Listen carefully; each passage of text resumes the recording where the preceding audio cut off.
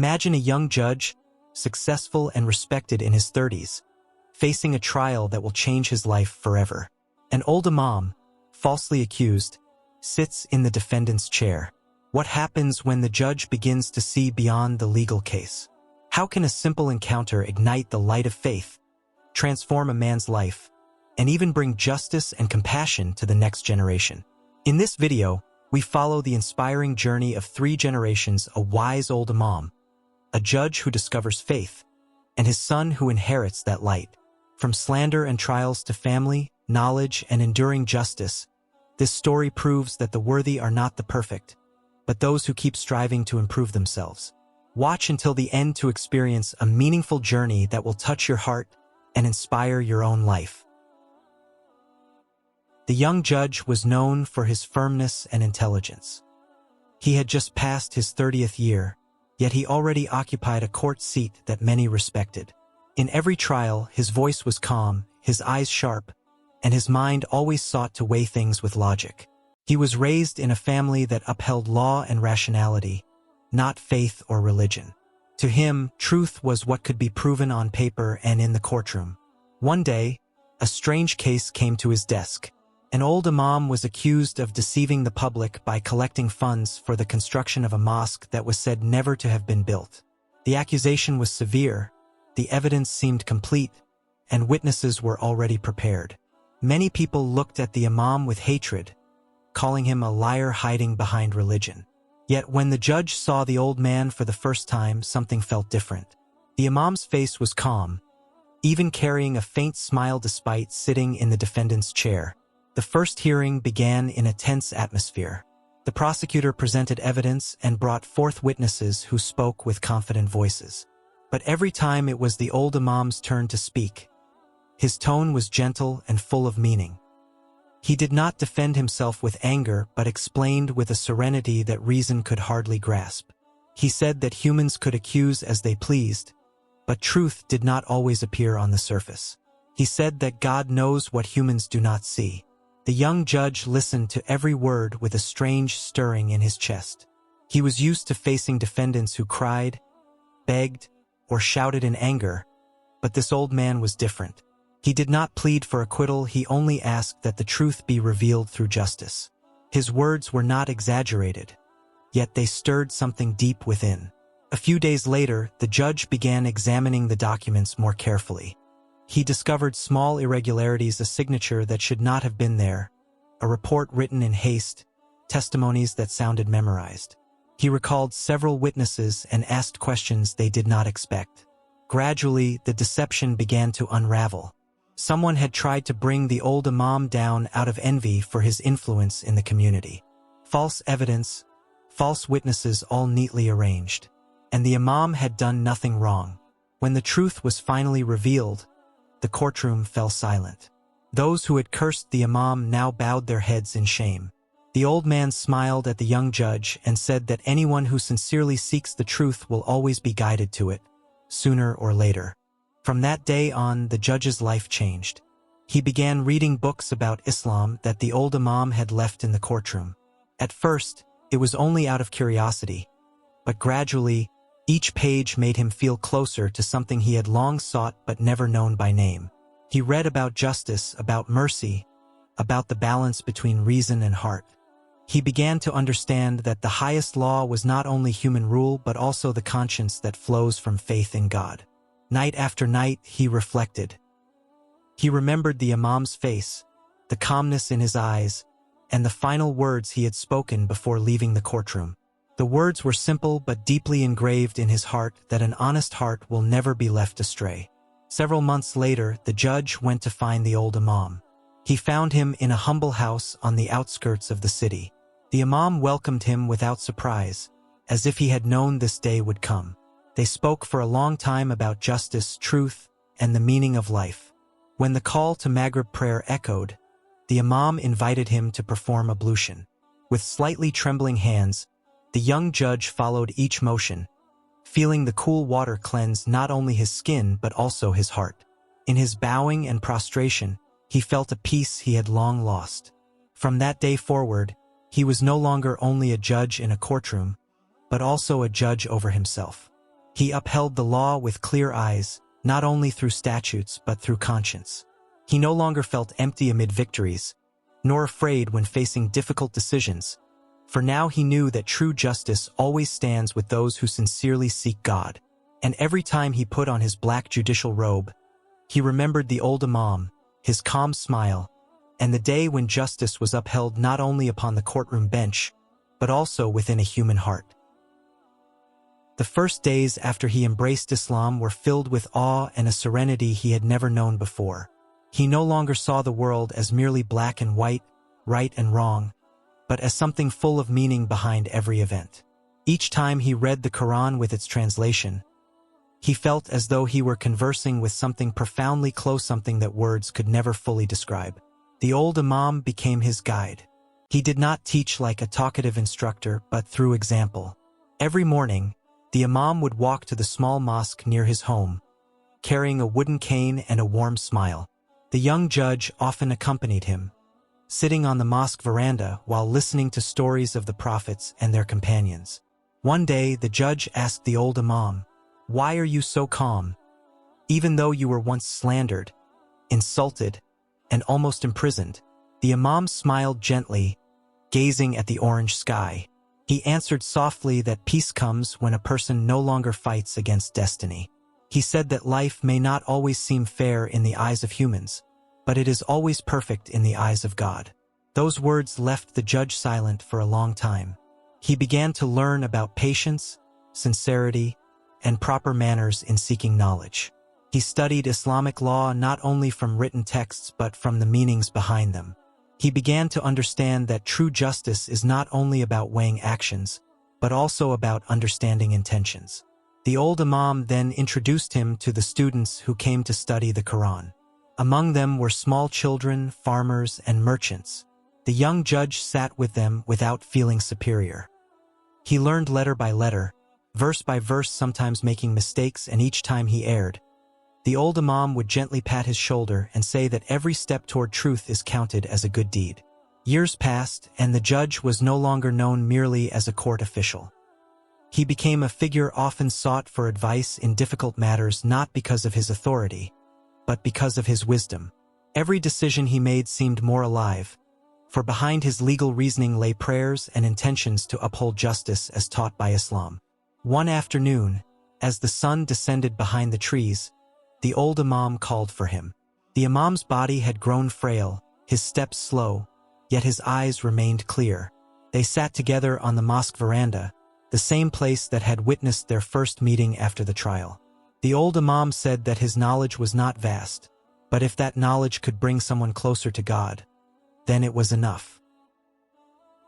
He looked at the judge for a long moment, then said that one day, the responsibility to guide others would pass on to him. The judge lowered his head, his heart trembling. He felt unworthy, but the imam smiled and said that the worthy are not the perfect ones, but those who keep striving to better themselves. That afternoon, the sky glowed golden. The sound of birds in the mosque courtyard blended with the gentle whisper of the wind. The old imam fell silent for a moment, as if weighing something only he understood. After a while, he called for his daughter, who was preparing drinks inside the house. His daughter came with quiet steps. Her face was as serene as her father's, her eyes lowered with modesty. She carried a small tray of water and dates, placing it in front of them both. The old imam looked at the judge and softly said that his daughter had long helped take care of the mosque and tended to the students' needs. He said that everyone had a trust they must pass on before their time came. The judge did not understand what he meant until the imam, his voice trembling with age, spoke again. He said that he wished to entrust not only his knowledge, but also his family so that they might preserve that knowledge together. Looking at his daughter with affection, he said that if the judge was willing, he wished to marry her to the man whom God had chosen through a path full of wonder. Silence fell. The judge was stunned, his chest tightening with emotions he could not name. He bowed deeply, unsure of what to say. Within him was immense respect for the old imam, and a fear of being unworthy of such a noble trust. But the imam smiled and said that he did not ask this for worldly reasons, but because he believed that truth must be safeguarded by hearts that recognize one another for the sake of God. A few days later, in that small and humble mosque, their marriage took place. There was no luxury, only the light of oil lamps and the recitation of sacred verses. The old imam himself acted as the guardian, his voice gentle yet firm. As the vows were spoken, tears fell down the judge's cheeks. He could hardly grasp how his life had changed so deeply since that day in the courtroom. Once he had weighed evidence with reason. Now he weighed life with faith. After the wedding, their days passed in a peace few people ever knew. His wife was patient, gentle, and full of understanding. She helped her husband study the faith more deeply, prepared food for the students, and accompanied him whenever he taught at the mosque. They lived simply yet happily. The old imam grew weaker, but his heart remained calm. He often sat on the veranda, watching the young couple share their duties and their knowledge. Sometimes he smiled to himself, grateful to God for allowing him to witness the fruit of his patience and honesty. One afternoon, as the sun was setting, he called them both. In a soft voice, he said that his task was nearly complete, and that he was entrusting the mosque, the students, and the knowledge he had once taught to them. A few months later, the old imam passed away peacefully. There were no loud cries, only prayers and remembrance whispered around him. The judge bathed his body with his own hands, while his wife stood beside him, holding back tears. As the body was lowered into the grave, the judge whispered softly that he would guard that trust until the end of his life. Years passed. The small mosque became lively not only with students, but also with people who came from afar to seek knowledge. The judge had become a teacher and a guide. He wrote many small books about justice, faith, and the journey of his heart from the courtroom to the prayer mat. In each of his writings, he always repeated one sentence that had been his source of strength since long ago: that the worthy are not the perfect ones, but those who keep striving to better themselves. On quiet nights, after the students had fallen asleep, he often sat with his wife on the mosque veranda, gazing at the stars. They seldom spoke at length, for both knew that true happiness did not always dwell in words, but in the feeling that grows from faith. And under the light of those silent nights, he would remember the old imam who once sat calmly in the defendant's chair, and the day when destiny brought them together to open a path toward a truth that could never be judged by the world, only by a heart sincerely seeking God. Time passed unnoticed. Years went by since the passing of the old imam he had loved so dearly. The judge now lived with his wife in a peace filled with meaning. The small mosque left behind by the imam had become a center of knowledge and serenity. From dawn until night, the sound of Quranic recitation, advice, and children's laughter filled its veranda. During one rainy season, God granted him a great blessing. His wife gave birth to a son. The baby's cry echoed through the stillness of the night, bringing warmth to the entire house. The judge gazed at the tiny face with tears in his eyes. He remembered his teacher, the old imam, who used to say that every child is a trust and a hope to continue the light of truth. He gave the child a name that meant justice and light. Every time he held him, he prayed that the boy would grow with a gentle heart and a clear mind. He did not wish for his son to become a great man, only that he would be honest and bring goodness to others. The following years bore witness to how the judge became not only a father but also a teacher. He taught his son not with words alone, but through example. Whenever he faced a case in court, he upheld justice faithfully, even when it meant opposing those in power. The people began to see him not only as a judge but as the inheritor of the wisdom of the old imam he had once defended. News of his wisdom spread far and wide. Many came from distant places to seek his counsel, not because he was wealthy or held high rank, but because his words calmed the heart and his judgments always brought peace. He often said that justice without compassion breeds fear, while compassion without justice breeds weakness. His wife remained a loyal companion. She cared for the students, taught the children to read, and always made sure her husband remembered to rest. They lived in simplicity, but their home was filled with knowledge and love. Their child grew quickly. Every day he saw his father sitting in his modest study, writing about law and faith. Sometimes the boy would ask why his father never sought higher office, since so many had invited him to take greater positions. The judge would simply smile and say that honor is not measured by one's seat, but by the peace of heart when standing before God. One afternoon, while the judge was teaching in the mosque, a young man arrived carrying a letter from the capital. Inside was an invitation for him to give a lecture on Islamic justice before judges and scholars. At first, he hesitated, feeling he was no one of importance. But his wife said that perhaps this was God's way of spreading the light of their teacher, the old imam, now resting in divine mercy. He departed with a trembling heart. Before the gathering, he spoke calmly.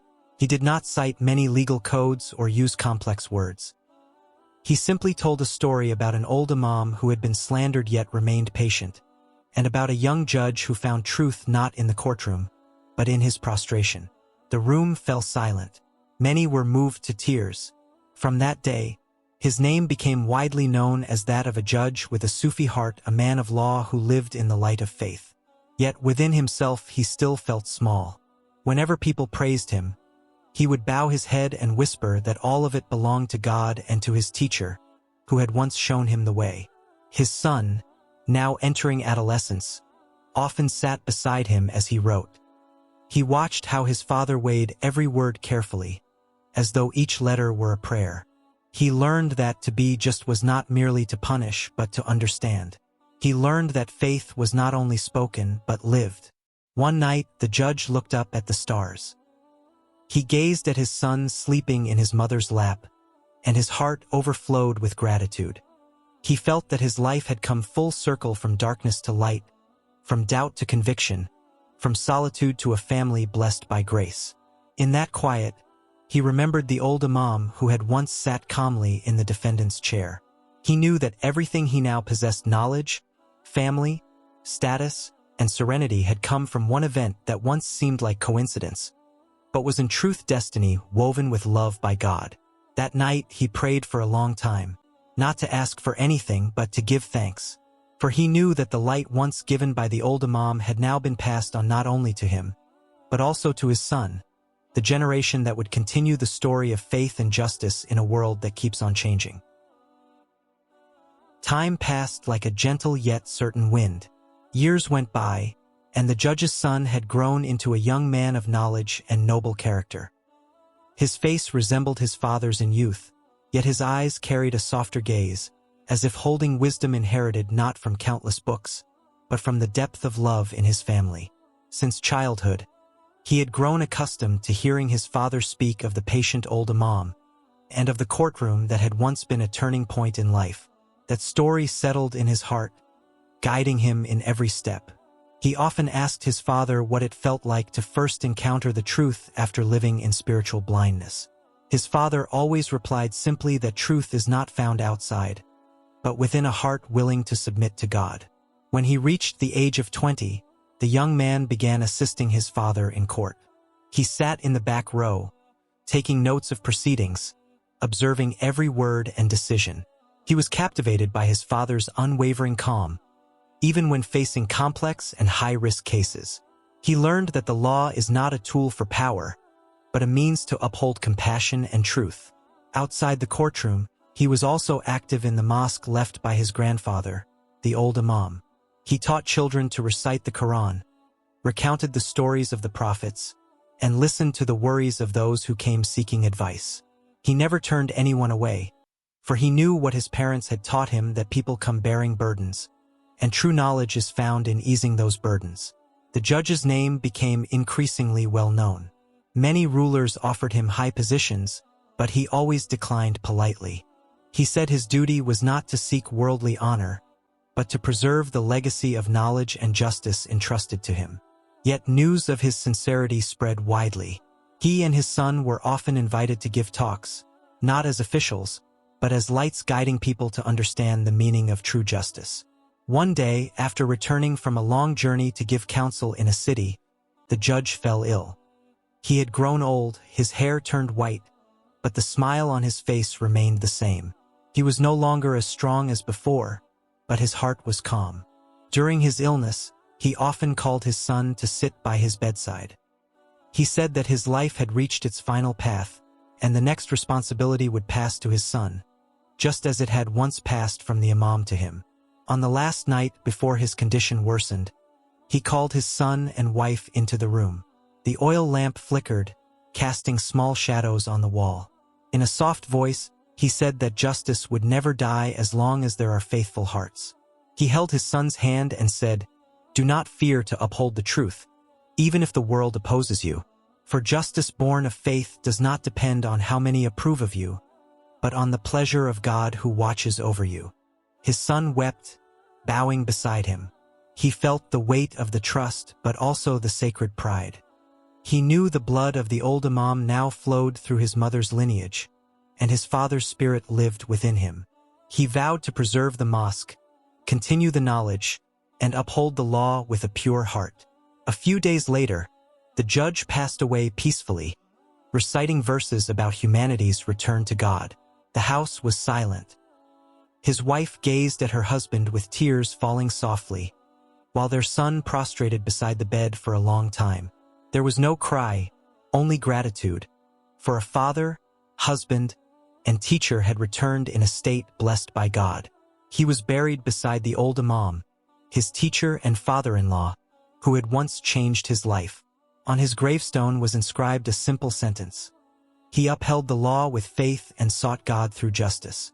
After that day, the son continued his father's duties in the mosque and courtroom. People called him with respect, not for his position, but for the serenity of his character. Whenever he spoke before a crowd, he repeated his father's message that true justice is not born of power, but from love and sincerity. At certain times, he would stand on the mosque veranda before dawn, gazing at the two graves beneath the old tree, the imams and the judges. He would bow his head and whisper, "May I become a small link in the chain of the light you have kindled." And in the morning breeze, it was as if he could hear a soft echo from the past, the voices of his father and the old imam silently saying that those who are worthy are not perfect, but those who continue striving to improve themselves. Several years after taking over his father's duties, the judge's son had grown into a young man known for his steadfast heart and noble character. He upheld the law in court with the same diligence as his father had, while also teaching at the small mosque, which had now grown into a center of knowledge and learning.